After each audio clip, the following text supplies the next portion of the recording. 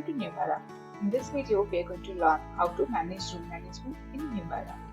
The room management menu allows user to view all housekeeping room activity on a daily basis. This allows the housekeeping department to determine which rooms require service and assign those rooms with appointed tasks to their attendants. The room status list view and room status calendar view screen displays current status of the rooms. User will be able to change the status of the room from room status list view and calendar view. To access room management, select room management and click on room status list view.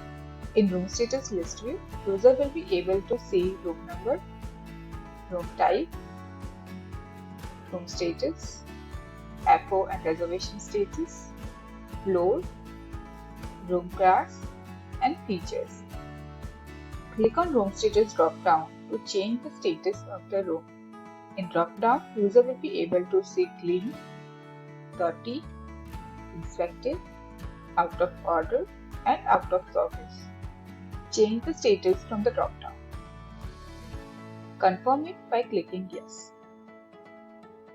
User can change room status from the room status calendar view as well. Codes and colors can be set as per organization convenience. Thank you.